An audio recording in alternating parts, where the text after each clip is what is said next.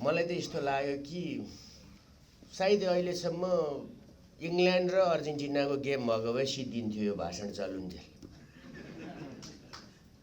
त्यति लामो भयो कि म सबै वक्ताहरू एक्सपिरियन्स उहाँहरूले अनुभवका आधारमा प्राप्त गरेको ज्ञान मेरा लागि धेरै महत्त्वपूर्ण हुन्छ, मार्गदर्शक बन्न सक्छ भन्ने म अपेक्षा राख्छु। दोस्रो, उहाँहरूले केही कुराहरू चाहिँ मेरो माइन्डमा क्लिक भएको छ। खास गरिकन पुरुषोत्तमजीले पनि केही कुरा उठाउनुभयो, सदस्य सचिवज्यूले पनि केही कुरा उठाउनुभयो, धेरैले केही कुराहरू उठाउनु भएको छ।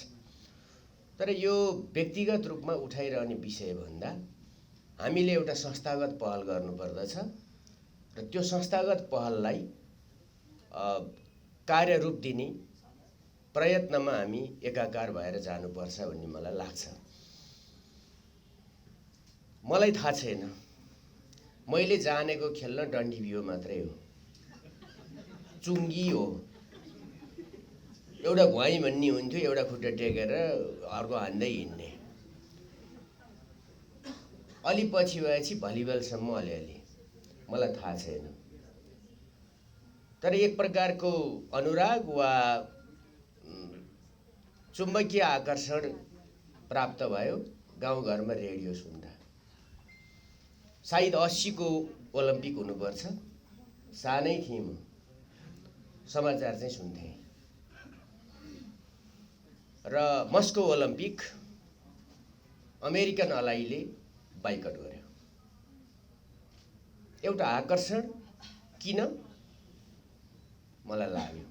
र 84 को लस एन्जलस ओलम्पिक पनि फेरि मस्को अलाइले अस्वीकार गर्यो। कुरा के थियो भने अफगानिस्तानमाथि सोभियत हस्तक्षेपका विरुद्ध अमेरिकाले मुद्दा बनाएको थियो। राजनीति खेलकुदमा हुँदो रहेछ, एउटा चेत मलाई त्यो लाग्यो। दोस्रो, 86 को यो वर्ल्ड कप भर्खर त्यो रङ्गीन टिभी होइन, अर्को टिभी आएको थियो, कालो ब्ल्याक एन्ड व्हाइट, गुडुल्की परेर पहिला त्यो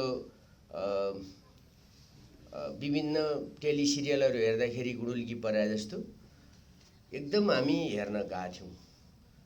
सायद त्यो 1985 को युवा वर्षको कुरा थियो र भानुभक्त ढकालज्यूहरू हामीलाई यसै गरी सिकाउन गर्न हिँड्दै हुनुहुन्थ्यो। त्यतिखेर इङ्ल्यान्ड र अर्जेन्टिनाको गेम भएको थियो। न इङ्ल्यान्ड बाउपट्टिको, न आमापट्टिको, न अर्जेन्टिना कतै ससुरालीपट्टिको। मान्छेहरू सडकमा जर्सी लाएर हिँडिरहेका थिए र कुरा गर्थे, जसले बुझेका थिए। गेम जित्यो अर्जेन्टिनाले, म्याराडोना बितेर गए, लिजेन्ड। तर त्यहाँ एउटा विचित्रको आत्मविश्वास अर्जेन्टिनीहरूले प्राप्त गरे। फकल्यान्डको टापु युद्ध, 82 को युद्ध र 86 मा उसले जित्दा उसले राष्ट्र जितमा एउटा साम्राज्यवादी ताकतलाई पराजित गरेको जस्तो उसले महसुस गर्दो रहेछ। त्यसैले राष्ट्रले एउटा खेल मार्फत के प्राप्त गर्दो रहेछ भने राष्ट्रिय आत्मविश्वास प्राप्त गर्दो रहेछ, राष्ट्रिय एकता प्राप्त गर्दो रहेछ, राष्ट्र फेरि उठ्न सक्ने सङ्कल्प गर्न सक्दो रहेछ। त्यो मैले एउटा अनुभूत गरेको वा लागेको कुरा त्यो थियो। पछिल्लो पटक मैले टोकियो ओलम्पिक हेरेँ र एकजना लेडिज रोइरहेको देखेँ। निकै बेर हेरेँ मैले, भर्खरै हालसाल 2-3 महिना कति भयो। के भन्छ, रजत, काँस्य, अर्को गोल्ड, स्वर्ण। उसले सायद त्यो दोस्रोलाई के भन्छ, रजत जितेको थियो। तर उसले सोसल साइटहरूमा, चिनिया सोसल साइटहरूमा र मिडियाहरूमा माफी मागिरहेको थियो। मैले सोचेँ के यो चीनको राष्ट्रपति कमरेड सी जिनपिङ हो वा प्रधानमन्त्री ली खस्याङ हो वा चिनिया जनमुक्ति सेनाको कमान्डर इन चिफ हो वा फरेन मिनिस्टर हो, ऊ किन माफी माग्दैछ? मैले पदक तालिका हेरेँ जहाँ ऊ सेकेन्ड भएको रहेछ र उसको सेकेन्ड हुनु नै ऊ ओलम्पिकमा सेकेन्ड भएको रहेछ, अमेरिका फर्स्ट भएको रहेछ। अर्थात् चिनिया आकांक्षा, चिनिया आत्मविश्वास र चिनिया जनताको क्षमताको सामूहिक प्रदर्शनको एउटा थलो र इगोको रूपमा चीनले, चिनिया जनताले त्यो ओलम्पिकलाई लिएको रहेछ। त्यसबाट मैले अनुभूति गरेको कुरा एउटै हो कि खेल क्षेत्र कुनै एउटा खेलको हार वा जितको विषय मात्रै बन्द रहन्छ, राष्ट्रिय क्षमताको, सुपर पावर बन्ने चाहनाको पनि एउटा ठोस अभिव्यक्ति रहेछ। त्यो पनि मैले हेरेको छु। र मलाई अर्को सम्झना छ साहसिक खेलहरूको कुरा गर्दा, जतिखेर सेकेन्ड वर्ल्ड वार भयो र सबैलाई थाहा छ अमेरिकाले नागासाकी र हिरोसिमामाथि बम प्रहार गर्यो, एटोमिक बम प्रहार गर्यो। लाखौं मान्छेहरू मारिए, विकिरणले धेरै वर्षसम्म पीडित रहे। अहिले पनि अगस्ट 9 र हुन मनाइन्छ। त्यसपछि साम्राज्य बनिरहेको, तागत बनिरहेको, औद्योगिक विकास गरिरहेको जापानको आत्मस्वाभिमानमाथि नराम्रोसित चोट परेको रहेछ। धुलिसात भएको उनीहरूको राष्ट्रवादी चिन्तन र हामी फेरि खरानीबाट उठ्न सक्छौँ भन्ने चिजलाई उनीहरूले कसरी पुनर्स्थापित गर्ने त? त्यो चाहिँ उनीहरूले साहसिक खेल मार्फत सुरु गरे र जुन नेपालबाट भयो 1956 को जुन महिनामा। त्यस बेलासम्म कुनै पनि एक्सपिडिसन टिमहरूले चढ्न नसकेको मनासलु हिमाल जापानिज टिमले चढ्यो र फेरि उनीहरू राष्ट्रिय आत्मविश्वास साथ राष्ट्र निर्माण, नवनिर्माणको गतिमा अगाडि बढे, बमको खरानीबाट उठेर। यी चिजहरूबाट के देखिँदो रहेछ भने यो राजनीति हो वा होइन, यो अर्थतन्त्र हो वा होइन। र अर्को पनि हेरिएको छ कि दुर्दान्त घटनाहरू, खास गरिकन माफियाहरूले खेलाडीहरूलाई ध्वस्त बनाएका कुराहरू। खेलमा माफियाकरणको पनि कुरा हुन्छ, यहाँ पनि सुनिन्छ नि, म्याच फिक्सिङका कुराहरू सुनिन्छ वा कुलतमा खेलाडीहरूलाई, चर्चित खेलाडीहरूलाई लगाइदिएको देख्न सकिन्छ। ब्रान्डिङको कुरामा पनि उनीहरू यत्तिकै हुन्छन्। कटारी एयरवेजले चाहिँ गन्जी लगाएर खेलाउँछ बार्सा र रियल म्याड्रिडको कगललाई, बेला बेलामा उसको चेन्ज हुन्छ। त्यसैले यो अर्थतन्त्र पनि रहेछ, यो संस्कृति पनि रहेछ। र अर्को पनि मैले घटना सम्झेको छु 1910 को सायद 2010 को यो वर्ल्ड कप सायद त्यो अफ्रिकामा भएको थियो र अफ्रिकाले स्वतन्त्रता प्राप्त गरेपछि, जातीय रङ्गभेदवादी शासनबाट उन्मुक्ति प्राप्त गरेपछि उनीहरू एउटा राष्ट्रिय उन्मुक्तिको हाँसोमा राष्ट्रिय क्षमता प्रदर्शन गरेर त्यो आयोजना गरिरहेका थिए, अरबौं डलर खर्च गरेर। हामी सम्झिन्छौँ खालि त्यो सकिराको वाक वाक वा अफ्रिका भन्ने मात्रै, तर त्यहाँ अर्कै चिज थियो। त्यो मनोरञ्जन मात्रै थिएन, त्यो त कोलम्बियन केटी थिइन्, उनले गाइन आफ्नो कला प्रदर्शन गरिन्। तर त्यतिखेर स्पेन जसले वर्ल्ड कप जित्यो त्यो देश टुक्रिने बिन्दुमा पुगेको थियो। क्याटलान र मेड्रिडियनको, स्पेनिस र क्याटलानहरूको, यहाँ एक मधेस एक प्रदेश भने जत्तिकै गरी कुनै प्रान्त छुटिँदै थिएन, एउटा मुलुकको सार्वभौम सत्ता खण्डित हुँदै थियो। तर जब ड्रम सेट ठोकेर स्पेनिसहरू त्यही बार्सा र त्यही म्याड्रिडका मूलत त्यसैका खेलाडीहरूबाट संयोजित गरिएको 35-30 जनाको टोली जब त्यो वर्ल्ड कप चुमेर म्याड्रिडको एयरपोर्टमा झर्यो, त्यतिखेर बार्सा र म्याड्रिडको त्यो बाटो नागरिकहरूले भरियो र भन्न थाले मान्छेहरूले क्याम्प नाउको ग्राउन्ड चाहिँ उनीहरूको आगमनले थर्केको थियो, बार्सासम्म थर्केको थियो र बार्सादेखि म्याड्रिडसम्म थर्केको थियो, खुसीले झुमेको थियो। अर्थात् त्यसपछि राष्ट्रिय एकताले सबभन्दा बढ्ता बल प्राप्त गरेको थियो।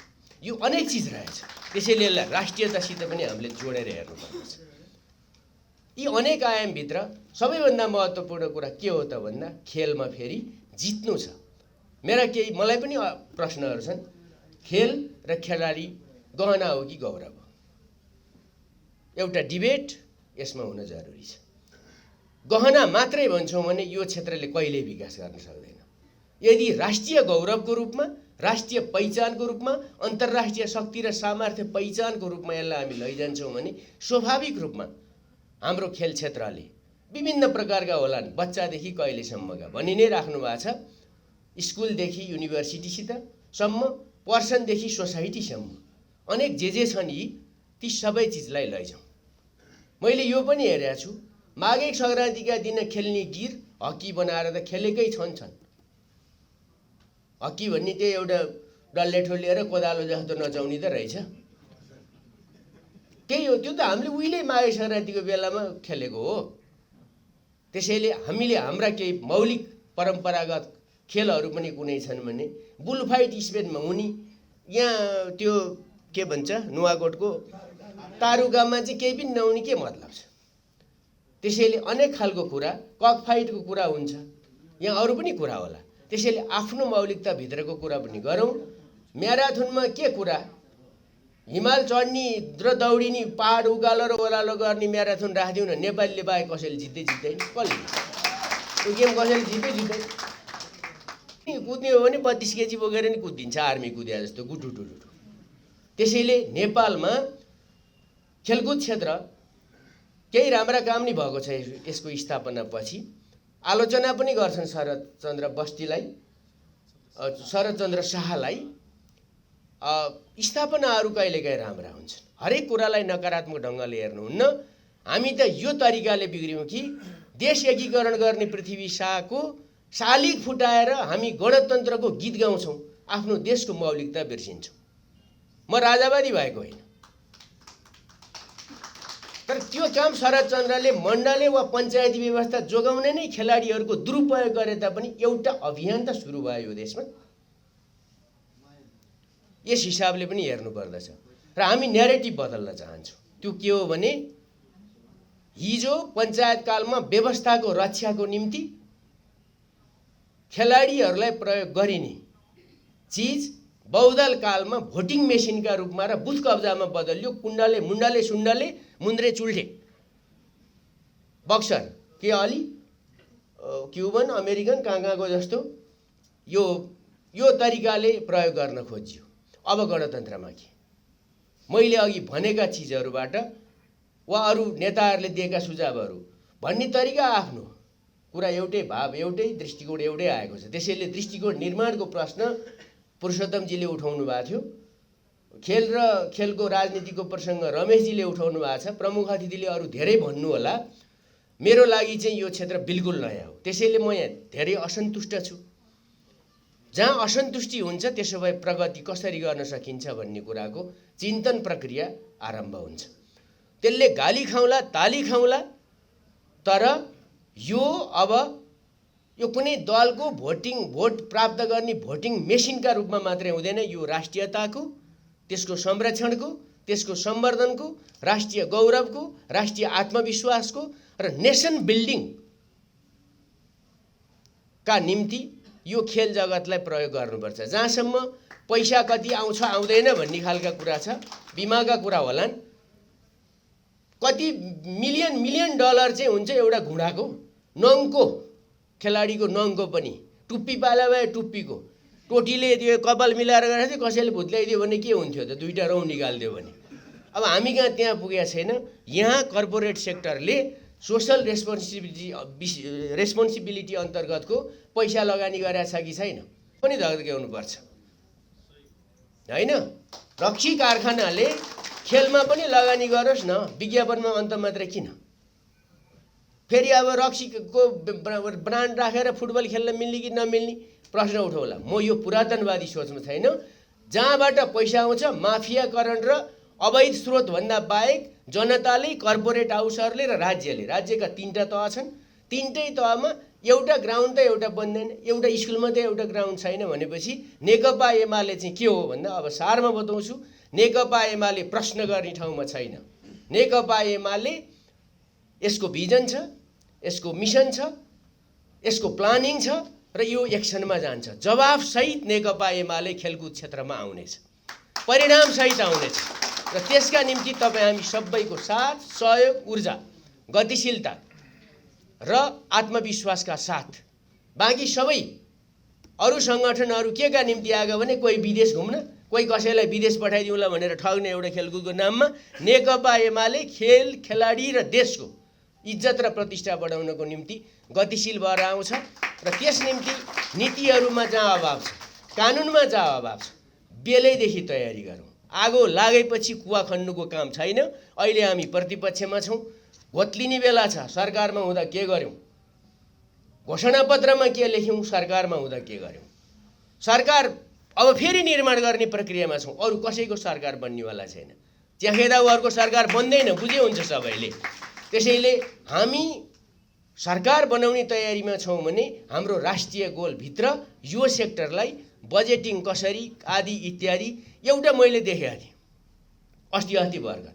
कहाँ जापानमा खेल हो, म्यानेजर चाहिँ खेलको ख पनि नजाने मान्छे गएर के काम भने खेलाडीले न्युट्रिसन पाउँदैन, मालन्युट्रिसनको पीडित बनेर हिँडेको छ। अब मान्छे चाहिँ यसरी गएको छ। त्यस हिसाबबाट हामी मुक्त हुनुपर्छ र बढी एकताबद्ध हुनुपर्छ। म अनुरोध गर्न चाहन्छु यही फोरम मार्फत तपाईहरुलाई पनि अरू सबै त्यो माओवादी केमा लागेको त्यो भ्रम हो, नलाग्नु। सबै खेलाडीहरू आउनुस्, कांग्रेसमा लागे पनि आउनुस्। कांग्रेसले खेल क्षेत्रको विकास गर्दैन, कांग्रेसले ठगी र गुण्डागर्दीको मात्रै निम्ति संस्थागत गर्न चाहन्छ, हेरिहालिया छ त्यो। त्यसैले खेलाडीको सम्मान गर्ने। हेर्नुस् न घटनाक्रम, केपी ओली हुँदा मात्रै 51 वटा स्वर्ण जित्यो, बाँकी हुँदा खोइ त। पोखरामा अलिकति बनेको थियो, यहाँ पनि जसो टालटुट गरेर रमेशजी पनि यहीँ हुनुहुन्छ। हामी दत्तती चित्त छौँ, हामी देशको प्रतिष्ठा बढाउन छौँ। केही मतलबै छैन त सदस्य सचिवदेखि सदस्य सचिवसम्म, खेलकुद मन्त्रीदेखि खेलकुद मन्त्रीसम्म, सांसददेखि फेरि सांसद वा मन्त्रीसम्म लोगो मात्रै हल्लाउनका निम्ति पार्टी हिन्दी पार्टीहरूमा पछि लागेर कुनै पनि क्षेत्रको साथीहरूले विकास गर्नुहुन्न, खेल क्षेत्रकोले झन् विकास गर्दैन। त्यस हिसाबले मैले के भन्न चाहेँ भने समग्र यसमा राजनीति छ, तर राजनीति प्रधान बन्दैन, माउ त राजनीति हो। दिशानिर्देश त त्यसले गर्छ। हामी अति राजनीतिकरणको विपक्षमा उभिन्छौँ, क्रिएटिभ राजनीति गर्छौँ र खेल जगतमा चमत्कार गर्ने गरी नीतिगत, विधागत, विषयगत लगानीको क्षेत्रमा र रिजल्ट, लगानी बिना त रिजल्ट हुन्न। त्यस हिसाबले हामी जाउँ। मैले यही अनुरोध गर्न चाहे। बाँकी धेरै कुरा अब सङ्गठनको बारेमा पुरुषोत्तमजीले केही भन्नुभयो, रमेशजीले पनि केही कुरा बताउनु भयो। त्यति लामो समयको धैर्यतावाला मान्छे म पर्दिन्न। तीव्र गति जीवन क्षतिवालातिर त जान्न, तर त्यो यसो गरौँला पछि गरौँला उसो गरौँला होइन, फटाफट सटासट छलफल गर्ने हो। र यो एउटा कुरा मैले बताउनु पर्छ, अघि लीला कमलले नि भन्नुभयो, उहाँको कुरामा नि मेरो समर्थन छ। यो 801 जना राखेर त हेर्नुहोस् कुनै बैठकै हुँदैन, के बेकारको कुरा गर्ने। यो आत्मसन्तुष्टिको राजनीति नगरौँ, भूमिकाको राजनीति गरौँ, योगदानको राजनीति गरौँ। अब यताडा उता जम्मैले ठाउँको खेलाडी, व्यवस्थापक, अब प्रशिक्षक, निर्देशक हो नि, निर्देशकका रूपमा नेकपा एमाले आयो। यो यहाँ चाहिँ बाँकी सबै विधाहरूमा त तपाईँहरू नै सक्रिय हुने हो नि, यहाँ मात्रै हो। ती सबै कुराको संयोजन गरेर जाने हो। अब यहाँ परिन्छ कि परिँदैन, पसल अन्त कहाँ खुल्या छ भनेर लाग्नु पर्दैन, सुपरमार्केटमा लाग्ने हो। एक नेकपा एमाले नुनदेखि सुनसम्म पाउने पार्टी हो, यो सुपरमार्केट हो, यसमा लागौँ। यहाँ जबजको राजमार्ग छ, बाँकी कुरा छोडिदिनुहोस्। यही हो। अब बोलाउनु भयो, के अरे स्वागत गर्नुभयो, त्यसको निम्ति संस्थालाई धन्यवाद। पुराना नेता साथीहरूको पनि विचार सुन्न पाइयो, थप अन्तर्क्रिया गर्न म आउँछु। मैले केही पनि जानेको छैन, त्यसकारण मलाई सजिलो भएको छ। नजान्नेले गर्ने हो, उसैले गर्ने हो। जान्ने त यता गर्छ उता गर्छ, एकदम जाने कमान्डरले युद्धै लड्दैन। कहाँ पुगेर खाल्डोमा परेर मरिन्छ भन्ने त्यसलाई चिन्ता हुन्छ, कहाँ गर्छ। जान्दै नजानेले पो अघिबाट भन्छ, ड्याङ जान्छ, शत्रु चिनाइदिएपछि ठोक्ने हो त्यसले। त्यसै काम त्यति हो नि त। त्यसैले चाहिँ हामीलाई के गर्नु छ भने हाम्रो दुश्मनी भनेको खेलकुद क्षेत्रप्रतिको राज्यको व्यवस्था। यसकारण कि हामी कहाँ पुँजीवादको पर्याप्त विकास नभएको हुनाले कर्पोरेट कल्चर छैन। गेम कल्चरको डेभलप गर्नको निम्ति कर्पोरेट कल्चरको पुँजीको लगानीको औद्योगिकरणको विभिन्न प्रकारको त्यस्तो जरुरत हुन्छ। त्यसैले राज्य यहाँबाट आँखा चिम्ल्या जस्तो थाहा नपाए जस्तो गर्छ। तर के बताइदिनुपर्छ भने हनुमानले लङ्का तर्न सक्छस् भनेर सम्झाइ चाहिँ दिनुपर्छ। त्यसैले केपी ओली जतिको अध्यक्ष भएको पार्टीको यो क्षेत्रमा विकास हुने देश बनाउँछु भनेर हिँडेको छ। समत्र रामराज्य लिएर आउने समाजवाद लिएर आउने सारा प्रगति गर्ने भनेर हिँडेको मान्छेलाई झस्काएर घोष दिए पुग्छ के केपी ओली आफै तातिहाल्नुहुन्छ नि के चिन्ता। सब साथमा लाउँ। धन्यवाद सबैलाई।